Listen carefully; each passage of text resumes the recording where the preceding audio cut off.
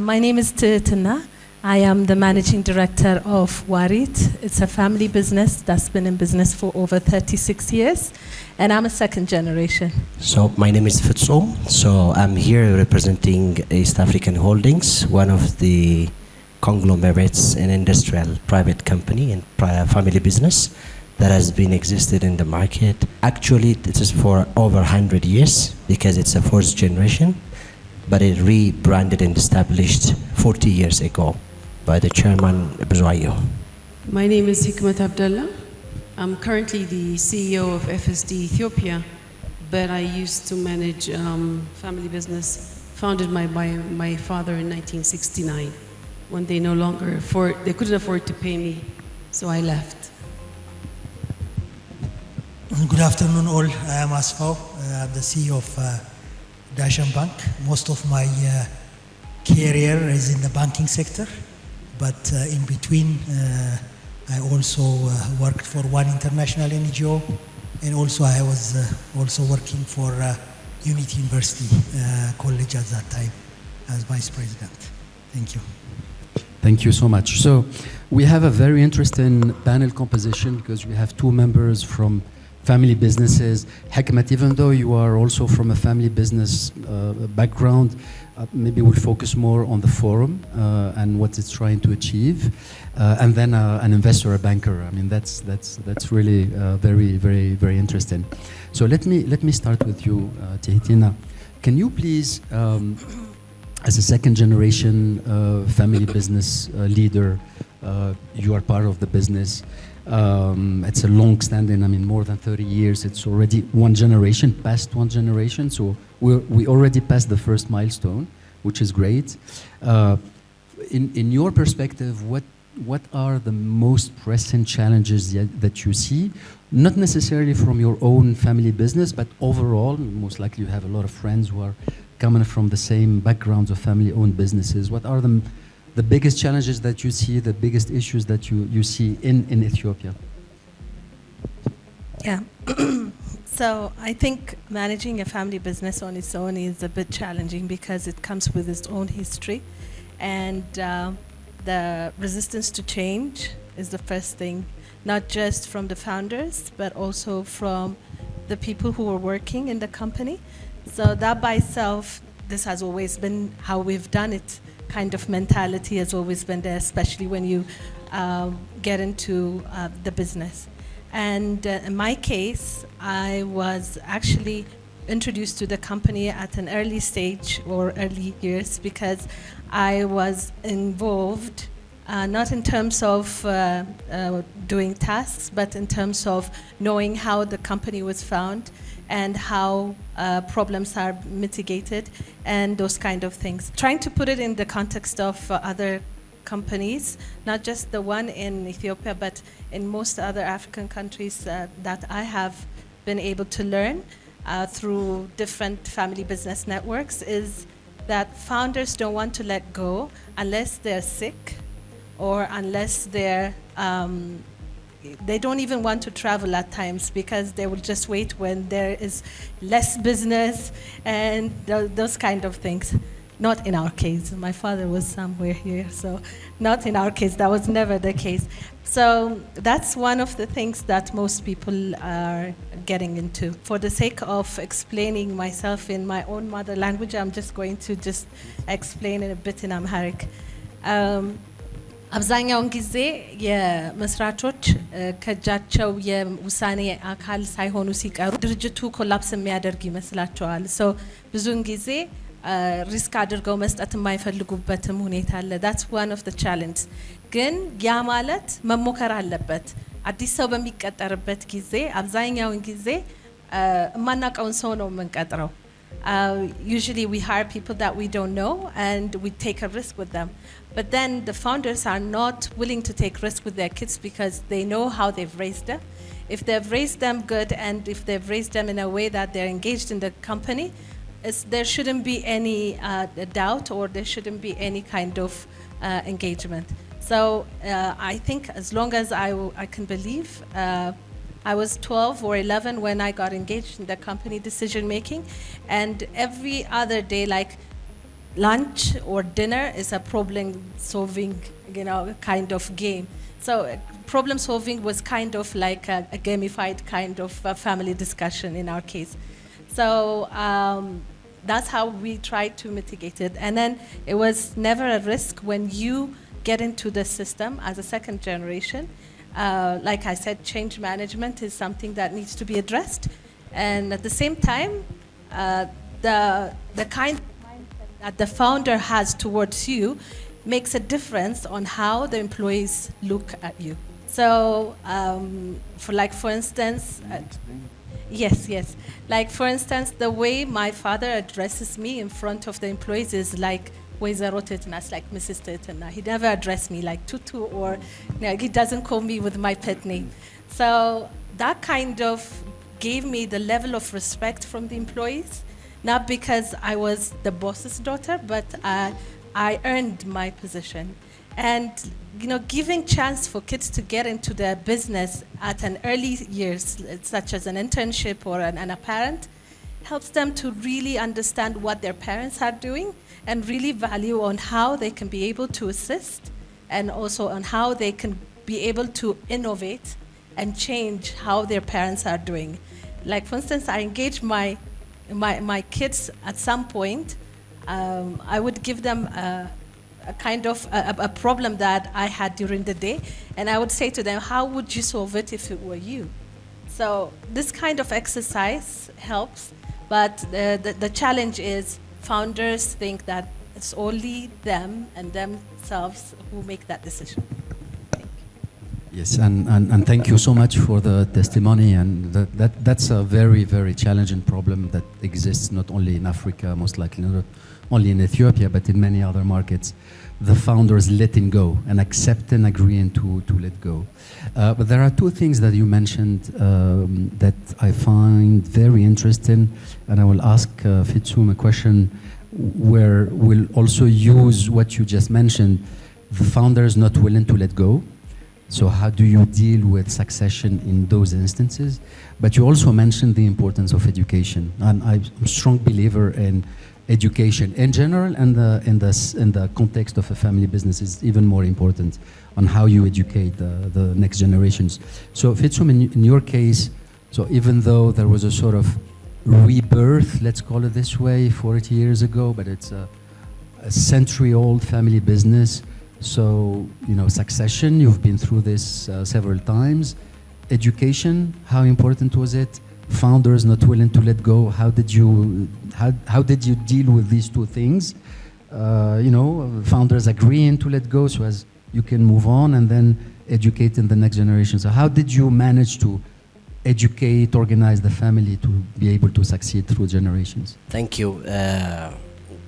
By the way, as someone who has been in East Africa Holdings as a professional and closely working with the family, I have held a variety of executive positions, from Chief Operating Officer to Chief Executive Officer in one of the subsidiary companies, then closely with the founder and chairman office. I used to be a chief of staff in the chairman office, then also a member of family executive board, and now I'm a senior executive director. So I have been involved in the decision-making process and watching closely the operations, to all the operations.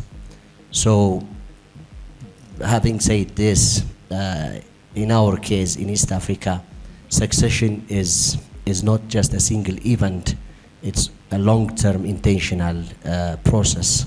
So as our chairman Buzayo, a visionary industrialist, ensured that the next generation was closely involved in the operation since the young age. So allow me to explain as well in Amharic. So በተለመደ አስተሳሰብና አካሄድ አለ በእኛ ቢሮ ውስጥ በአንድ ቀን የሚደረግ ክስተት ብቻ ሳይሆን በሂደት ከልጅነት ጊዜያቸው ጀምሮ ፋሚሊ ቢዝነስ ውስጥ ያሉ አካላት በቢዝነስ ውስጥ ኢንቮልቭድ እንዲሆኑ ይደረጋል። So they will be allowed to closely watch the operations, so under the supervision of the senior management. So that gives them the chance to learn, to educate, and to be exposed to the business. So as Titina said, it is the same here within us. The succession or any position, it's not just inherited, but it is earned. So any family business or family members within East Africa should earn the position, not being inherited. So that's one thing. So that's the philosophy we have. So through the process, as they grew, each successors rotated through different roles by in different subsidiaries, learning from the senior management, and trying to take some responsibilities, starting from the lower level managements, then grew up by their capacity and their deliverables performance. So I can say that a family member should be succeeded based on the performance that they have or they have shown to the company, not just because that they are from that family, they will get the position and be a boss to the company. So that's the process we have. And just out of curiosity, once you have more than two family or more than one family members that are looking at the same position, how do you decide which one? Do you have a specific process through which you go to decide which family member is entitled to, is the most performing? How do you decide? Yeah, as I have explained it before, since the young age of the family member, so they've been coached depending on their interests and academic backgrounds. Fortunately, most of the family members went to school with different academic backgrounds. Some of them are they're civil engineers. Some of them are international business. So depending on their academic backgrounds and interests, so they will be assigned in all the subsidiary companies and even at the corporate level. Okay. So that's the interesting part of our case. Okay, excellent. Let me move on to Hikmat, because we have two examples of two family-owned businesses. Most likely in Ethiopia there are so many similar, different, some who have been able to overcome the challenges they have, succession, family unity and so on. Others may not. You are, leading the Ethiopia Family Business Forum. Why the forum? What's the objective? What are you trying to achieve with the forum, Hikmat? Can you please tell us more about the forum and its objectives? Thank you. I think, as per your presentation at the beginning, Moez, there's no doubt how important family businesses are to the Ethiopian economy. When I was in my early age, I started questioning the structures and the sustainability of many family businesses around me, and I used to discuss it with my father. And that's when it started, in terms of my own personal interest. Like, how does legacy continue? How does the vision of a founder continue within its siblings? As you know, most of you, that when you establish a business, you don't say it's a family business, right? When a founder founds a business, it's sustainability for him and providing for his family or her family. That's the beginning. And then as it grows, then suddenly the question of sustainability happens, especially when it's successful. So what happens then? Who identifies successions?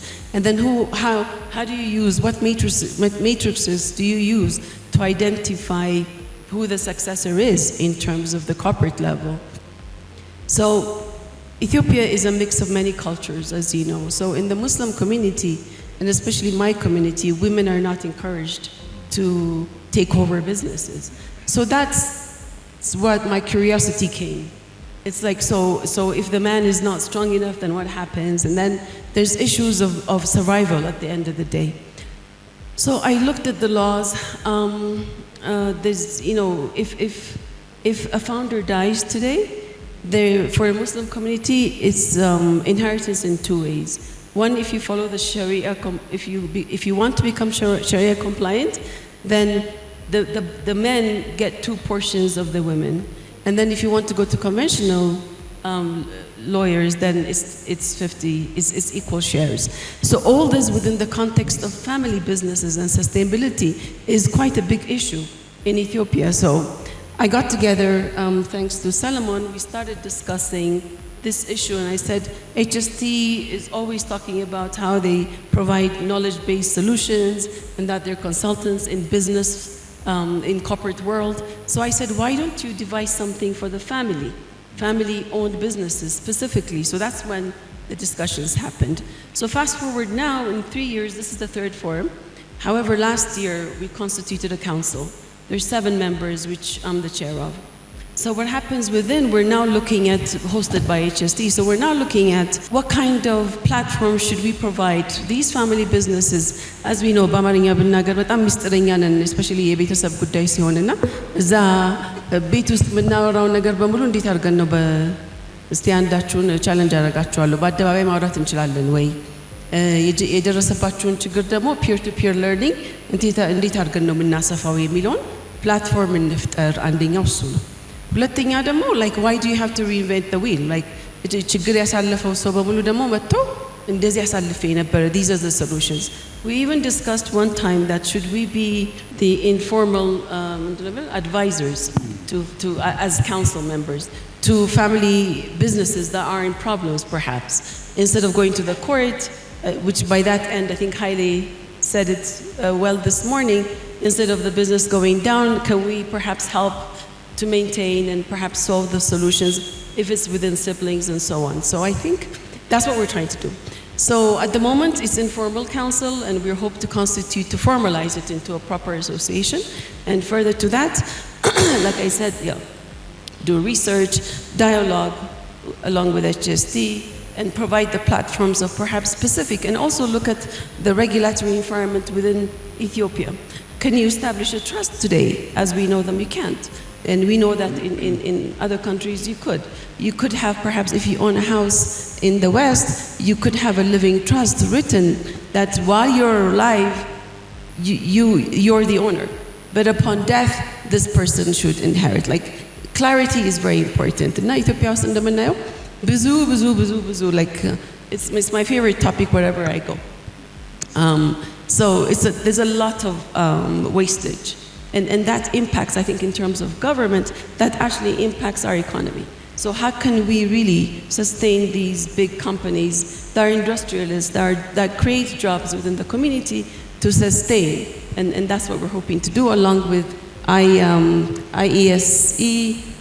Ermias and Professor, and the rest could be our potential our partners to take this forward in terms of knowledge, bringing knowledge from the outside world to Ethiopia.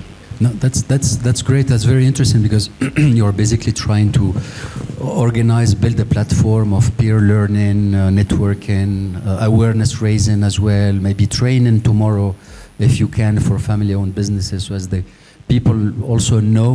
Most likely, in many family businesses, people know the issues that are that come into play, but they don't want to talk about them, or they don't find other people who are willing to share the same experiences. And once you open up those platforms, it becomes much easier for them in that respect. Thank you, Hikmet. As for you are a lender. I don't know to what extent Dashan Bank knows its exposure to family-owned businesses. I don't know if this is something that you measure. In many institutions, they don't. Even us, IFC, I don't think we measure. I think we have a rough number of, I think Bezai, my colleague, mentioned this morning, of somewhere between 50-55% globally, but that also depends on the sectors. Some sectors it's very small, in some sectors it's much higher than that. I don't know in your case if you do, but more specifically, as a lender, knowing very well the family businesses that you most likely will be investing in, what triggers your decision to invest or not to invest? Do you do very thorough due diligence, sometimes informal one, just to know maybe there is an issue we are not aware of, and it will not appear in any due diligence? So what makes your decision, making process when it comes to family businesses? The 30 years plus experience that I have in the sector, have given me a very good opportunity, to see the trend as well of family businesses. In terms of measurement, honestly speaking, our segmentation doesn't capture that, but I think that's something that we should do really in the future. But I think what I have been observing regarding, if I may comment on the trend of family business through the past 30 years. I started my career as a credit analyst, so I had a chance, to really interact with businesses, family business, founder businesses directly. Since that time that I started the job, a lot has changed. The environment tremendously has changed. One, in terms of regulatory really spaces. I mean, at the initial stage where I was employed first time as an analyst, there were no such requirements like audited financial statements, for instance, were not a requirement. Tax regulation was not as such tough as that time. So I have seen this trend. Competition has changed. Later on I would like to really relate it. Competition is getting fierce, and also you cannot simply win in the competition these days unless you use your talent. That's another trend also that really I have observed through. So the third one is the outlook of the really founders have changed, because what I have observed is a lot of founders are now investing a lot on their children. I'm sure they are concerned about the succession planning. I'm sure they are concerned about instituting some kind of governance and structure in their system. So this is really a major challenge that change that I have observed. And the role of stakeholders increased. These kinds of forum were not there at that time. Were not there.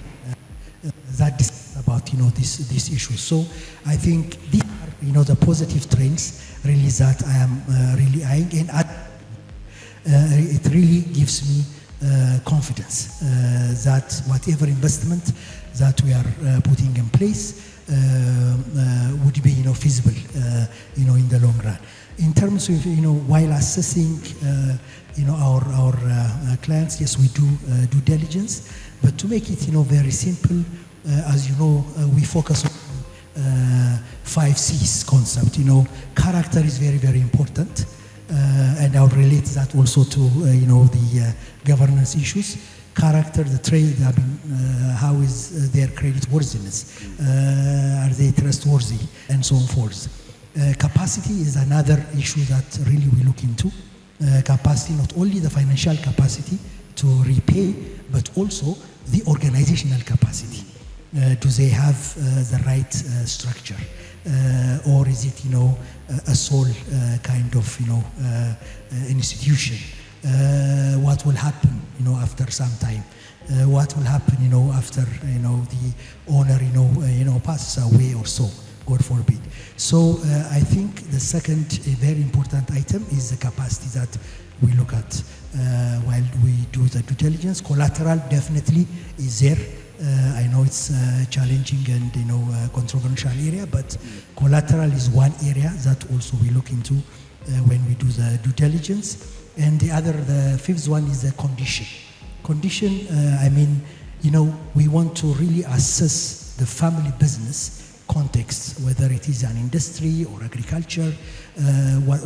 How does the overall macroeconomic situation, the political situation, and others affect that business. So I think these are the due diligences that really we are conduct. But the major challenge, honestly speaking, through time, what I am observing is documentation. The informality versus the formal practice, because in most of the cases what we are observing is, yes, the business is running good and everything is in the mind of someone. You don't find it on well recorded on the paper. So it will be very difficult, to make objective judgment, really out of that. So documentation, record keeping is very, very, big challenge that really we are observing, in this due diligence process. Thank you so much, Asfu. Actually, you mentioned three major dynamics that have been into play in Ethiopia. Competition that most likely is driving and forcing companies to improve, to strengthen, to formalize, because they know if they don't, the competitor who is more formalized than them might beat them. Awareness from founders. Apparently, they are increasingly aware of the importance of investing in the family, in the next generations, and educating them. I think that's a very strong driver as well. And then the fact that regulation has been improving and leveling the standards in the market, which is great, and which is also something that we've seen in other markets as well. The improvement in regulations and the regulatory frameworks. It's interesting that you are mentioning the informality that you still see. So most likely this is something that we see not only in SMEs, but maybe in larger type of organizations, which is very risky for them, because if the person who has everything in her or in his mind disappears for any reason, then the whole business is jeopardized. But those triggers are, I think, very important. And I would be curious, Tihitina, to hear from you, because I know the first time we met, it was in Barcelona last year, and you've been engaged and engaging with other family businesses from across the globe. So what are the differences, the experiences, the lessons learned that you've been interested in when you engage with these families, and which you can maybe implement or take with you for your own case, or maybe in the case of the forum, that's something that could be disseminated within the wider network of family businesses in Ethiopia?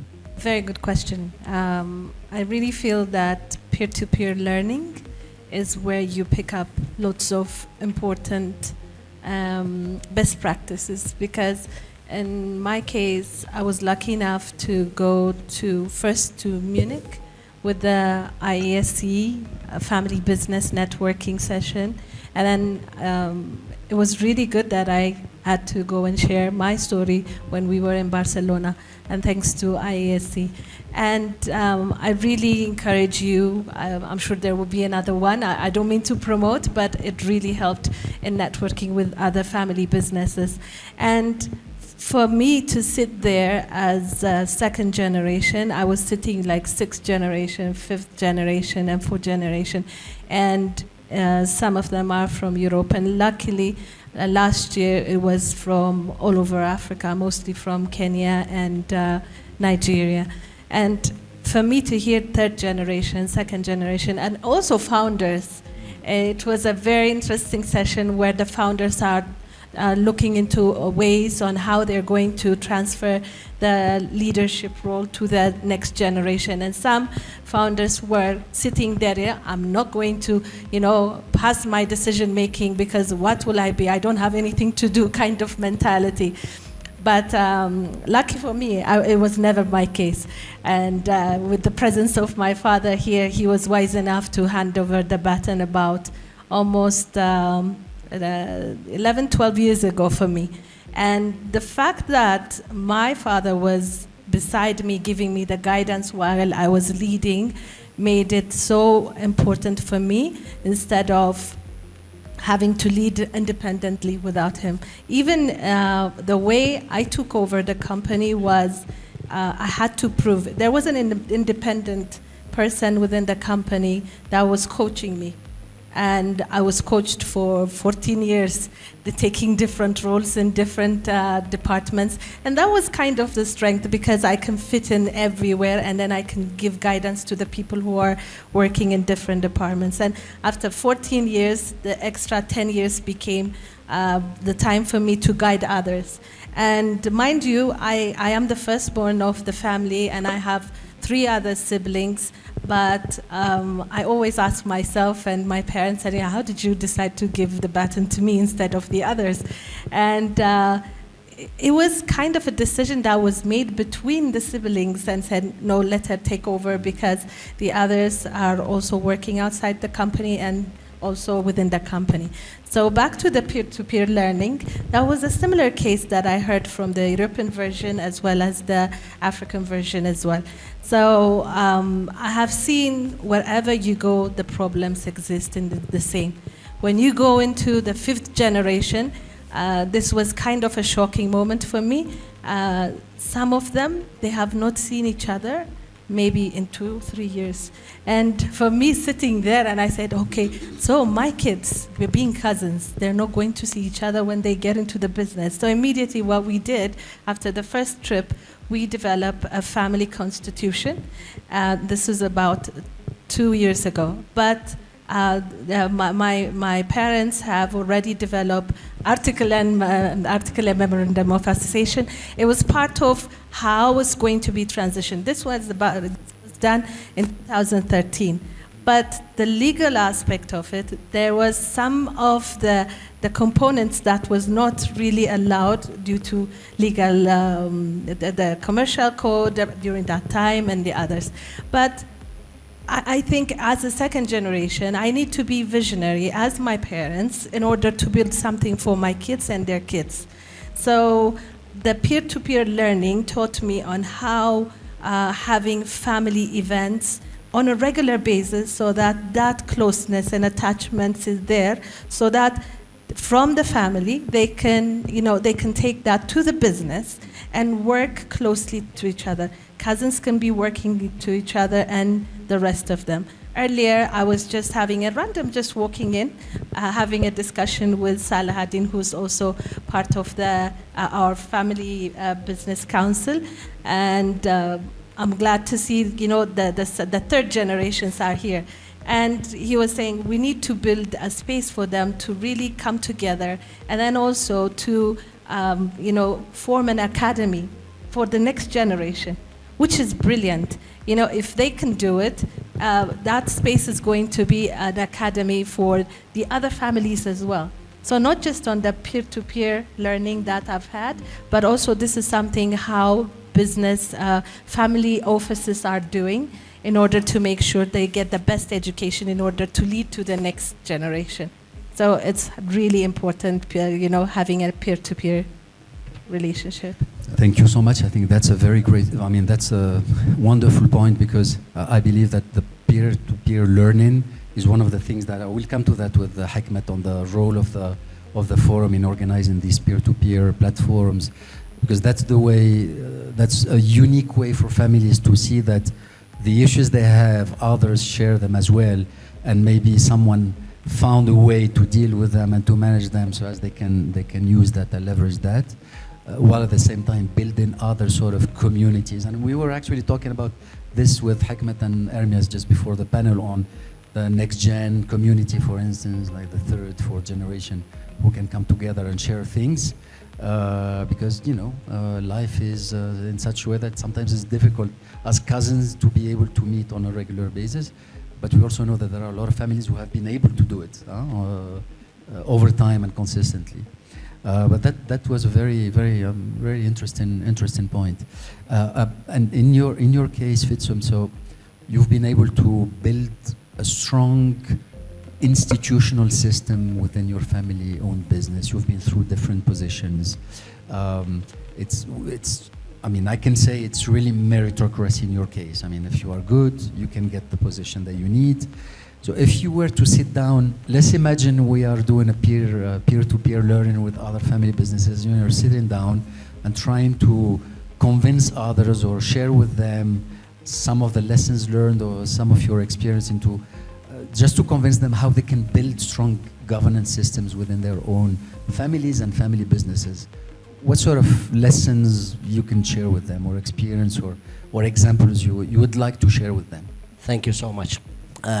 Off the record, by the way, 22 years back, when I was a final year of a student in university, I had the privilege of working in Warit, and Ato Lagasa was my direct boss.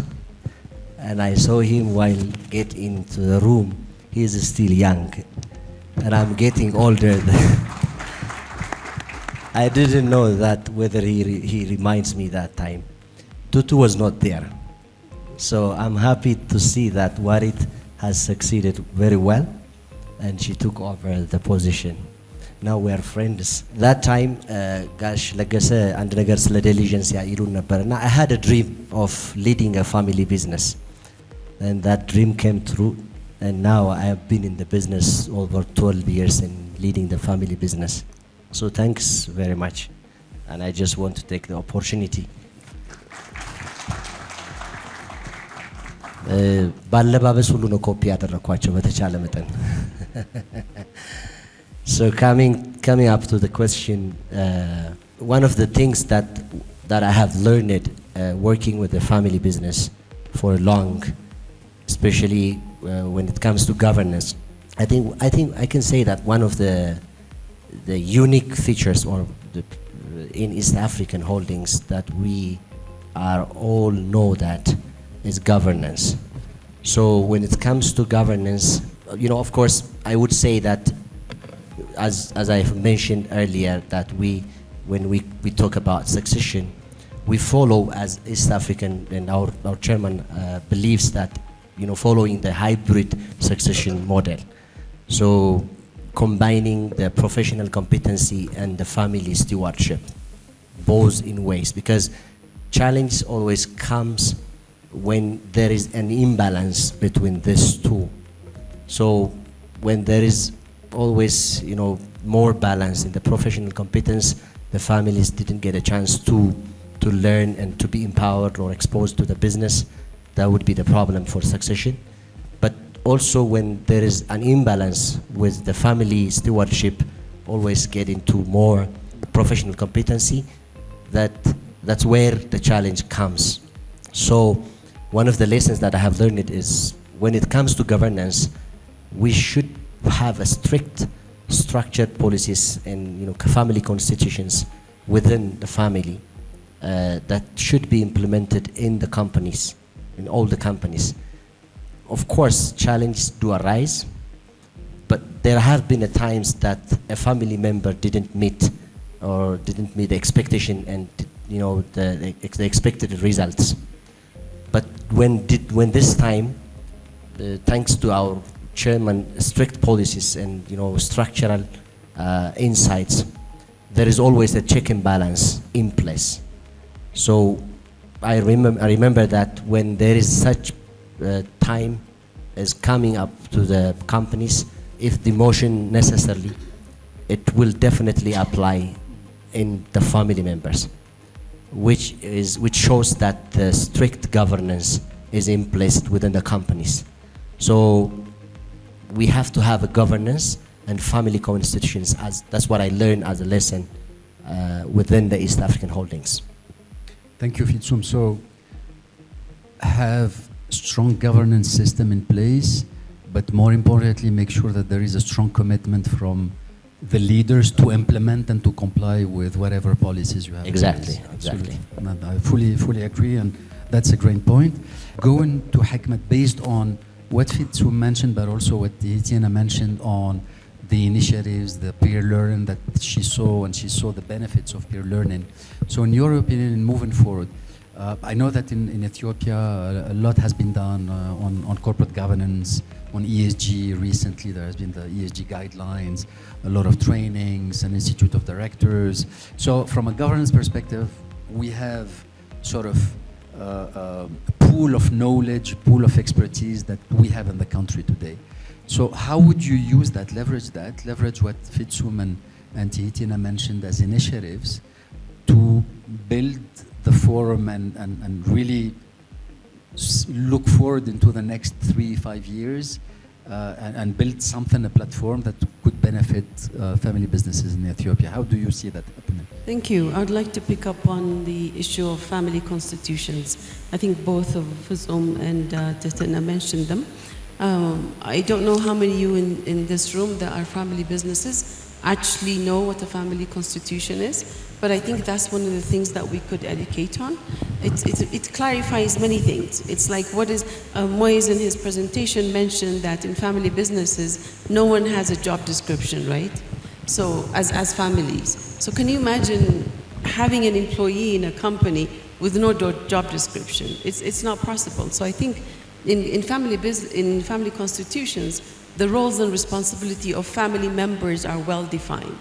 So we start with that, I think, and then carry on to see, so what is the value of the founders that needs to be laid out in writing on what the company should look like in the future. And that, I think, having something in paper helps, and actually abiding and implementing what is written is another question. So perhaps, and if we define roles, then it actually minimizes perhaps mechanisms of conflict resolution. Should it arise? How do we deal with that within the family context is a big issue. So I think with the forum, these are the issues that we want to look at. What does a family constitution look like? Perhaps develop a framework whereby the families can actually go and have their own specific to their setup. The governance structure landscape in Ethiopia has changed, like you said, very, very dramatically over the last 5 years, I think. Now, in terms of National Bank of Ethiopia, there's a stronger governance directive for the banks and insurance and the financial sector in general. When we go to the Ethiopian Investment Holding, the Sovereign Wealth Fund, there's a strict governance framework again for SOEs and continues. And we're working at the moment, I think, as you know, Moise IFC is working on a governance code to be implemented in general in Ethiopia with Accounting and Auditing Board of Ethiopia, which would be the owner. So that could emulate specifically maybe to family-owned businesses. What does a corporate governance for family businesses look like? So within that, perhaps, now in this day and age, and I think earlier on, Burhane from CIFIS, as well as Ato Asfa has mentioned, now what the banks or the financiers are looking for is strong governance. So what does that look like? How do you report in it? People want to know who is behind this company rather than just the CEO. Who makes decisions? How are decisions made? Are they risk mitigations if there are any risks within the company or external risks? How are they addressed, etc.? So there's a lot of transparency required, I think, in terms of as we speak. And of course, Lahun is here in front of me. So the launch of the Ethiopian Securities Exchange actually dictates transparency, disclosure, professionalism in terms of the governance, as well as how we do business. So these are the issues I think this forum wants to take forward as council. And like I said, what it looks like is something that we developed as we go along.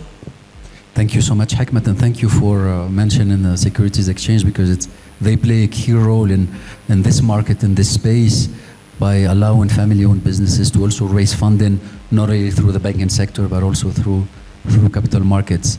It's an exit strategy as well for investors, PE funds and others who are willing to invest in family-owned businesses. So I think that there is a strong connection in that respect. As for you, it's a wonderful environment in which you will be operating moving forward. You have a forum that will be working on governance for family-owned businesses, raising awareness about the importance of having strong practices. You have, 2 examples of strong family-owned businesses that have been able to implement strong practices, manage succession quite well. From your perspective as a lender, are there other things that you'd love to see in the market to make sure that family businesses are sustainable, they can manage succession properly, they can have access to finance properly because they become less risky by improving their practices? What would be your recommendations to us, to Hikmat, to the family businesses who are here and those who are in the audience? Thank you, Moise. I think these are the best examples that we have been hearing, and honestly, I also appreciate, the founders of both Warit and East Africa. These are, the icon and champions. And also, there are, honestly speaking, I think the way forward is going to be, there has to be a deliberate shift from the informal to the formal practice. And these are, the living examples that really we are seeing. And sometimes we might think that it is not possible, but it is possible. I have other clients as well, honestly, that took advice from the bank and invested so much to change their governance structure. And they are very successful. And they are winning the confidence of international development finance institutions to get financial assistance. So I think it's really possible, because if we really adhere with a deliberate move towards a formal practice, definitely it will improve our, the family businesses decision-making process. Roles will be, very much or very well clarified. Clarity is very, very good. We have been talking about innovation this morning, and without having, clarity, without having clear strategy, we cannot really have innovation really in place. So I think a deliberate move from informal practice to formal practice is required by the time. Apart from that, I think the new generation has a role, in my opinion, because the founders, even if they were implementing informal practices, even if they didn't have formal governance structure, they were successful. So I think that should not be discounted. But now the order of the day requires different tools really to survive rather than collapse, because these kinds of governance structure really will help a number of family institutions. I am really a living witness when a sudden incapacitation of founders happen, businesses collapse. Businesses turn out to be a space for conflict of the family. So I think these are, the order of the day. And, banks like us, for instance, we know that our stringent collateral requirements sometimes is a bottleneck for businesses.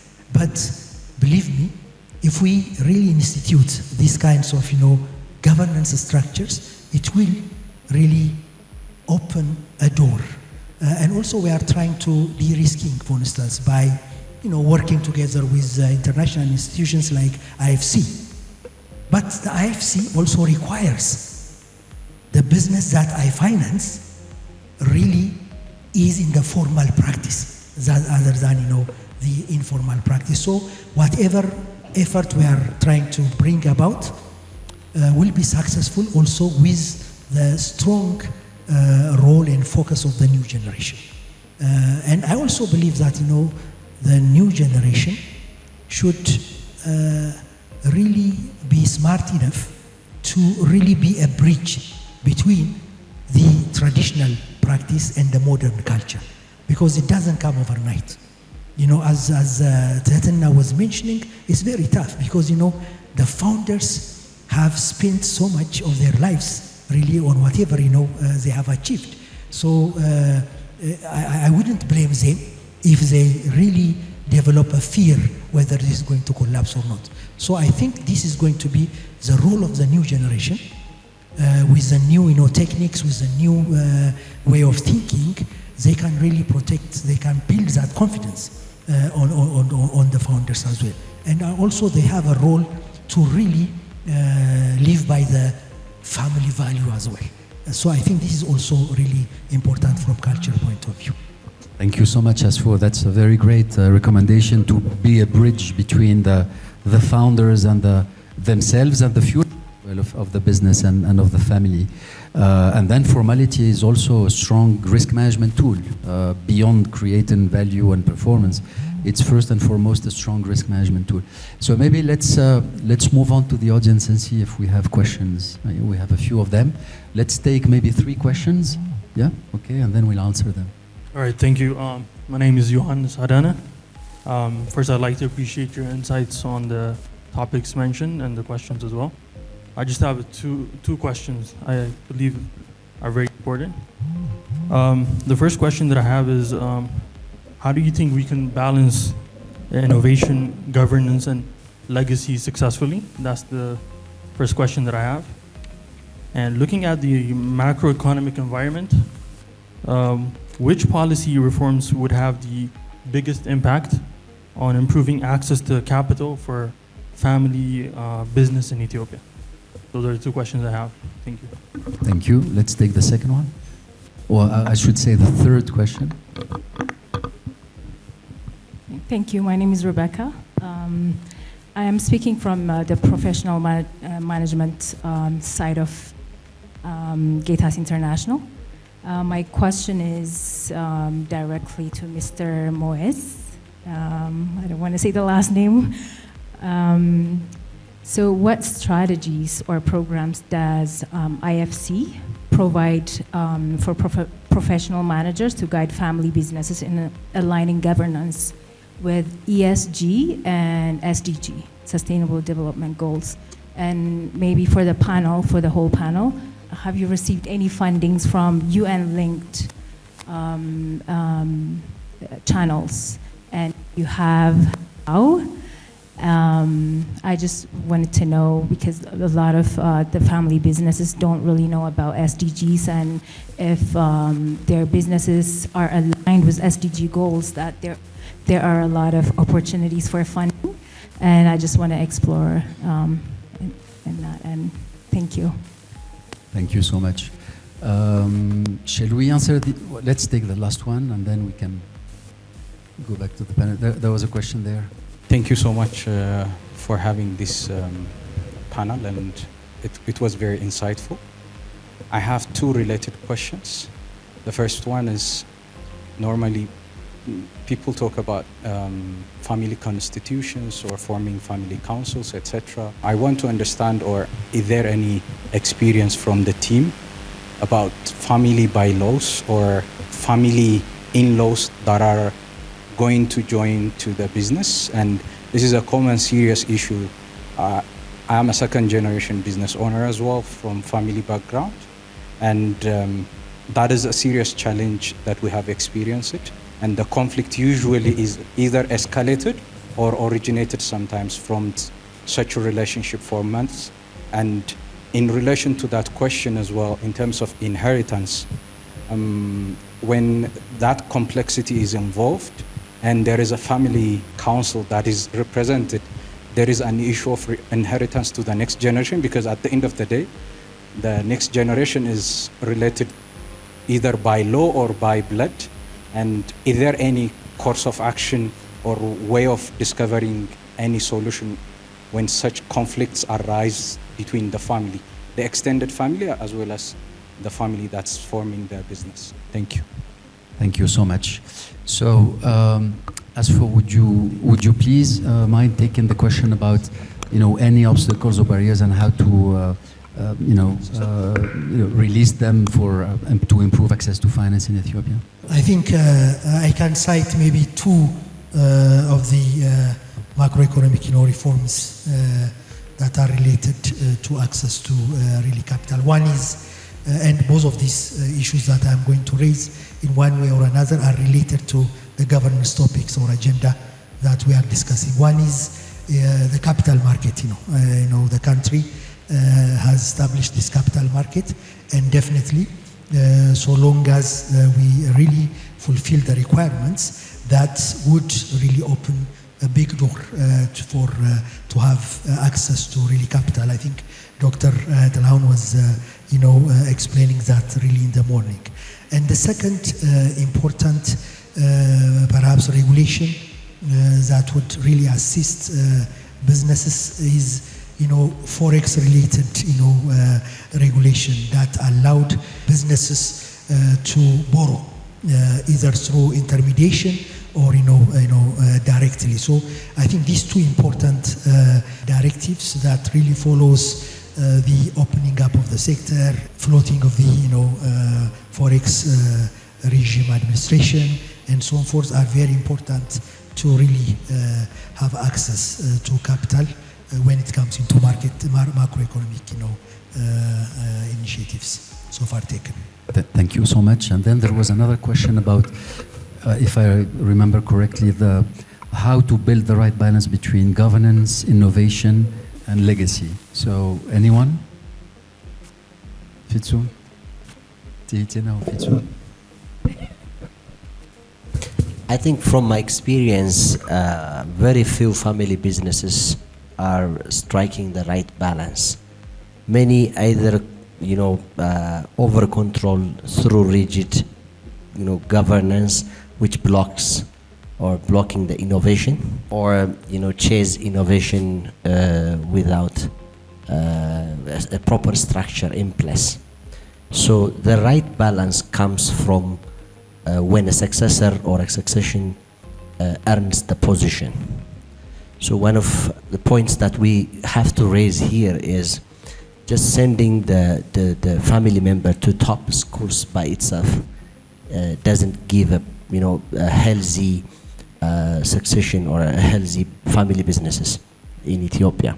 So they have to understand the local dynamics and the realities, the market realities within the context of the business where they are involved.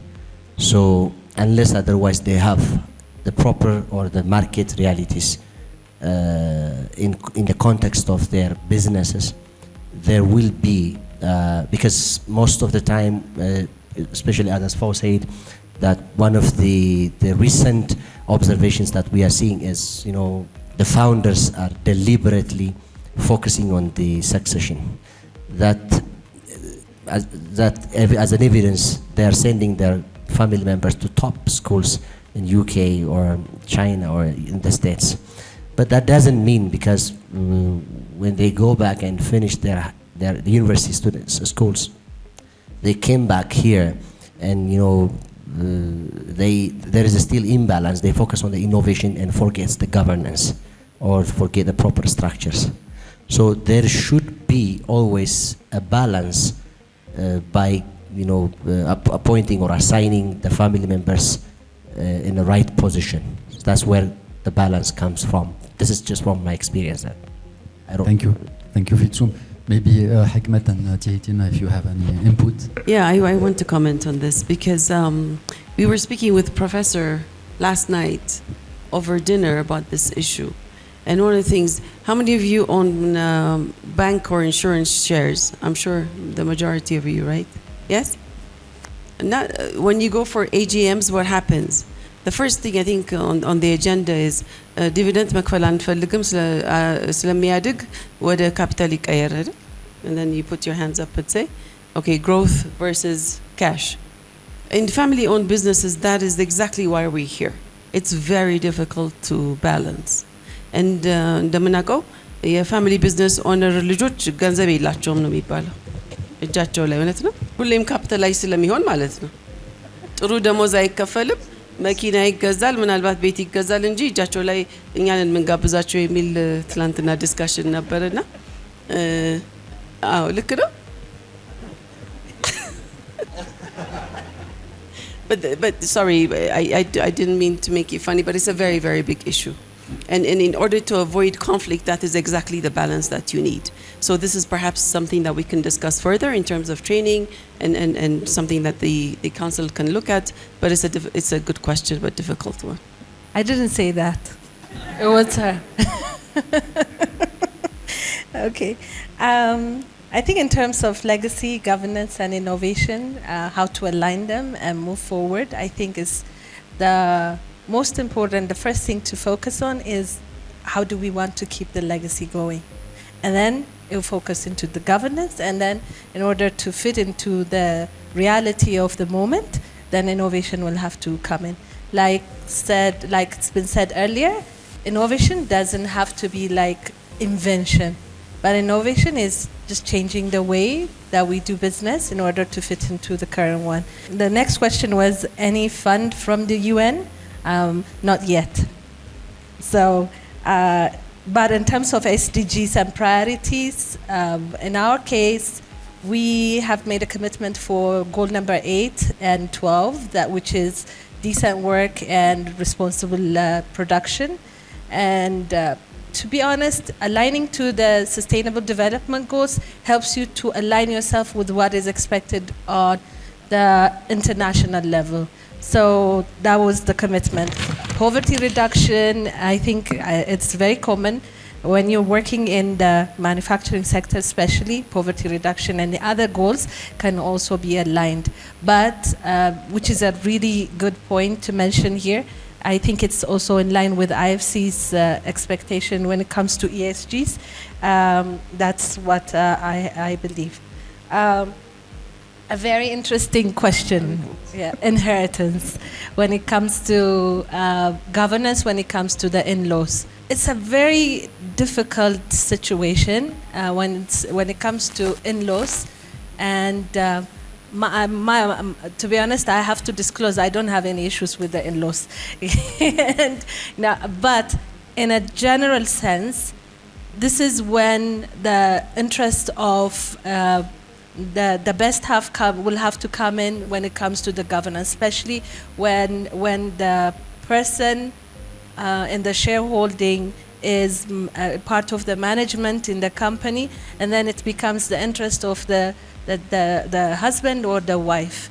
That you cannot avoid it, because at the end of the day, it all comes down to what you take home. Yeah, the cash and the compensation and the other things. And even when it comes to dividend, it's also a question of how come you're not paid a dividend?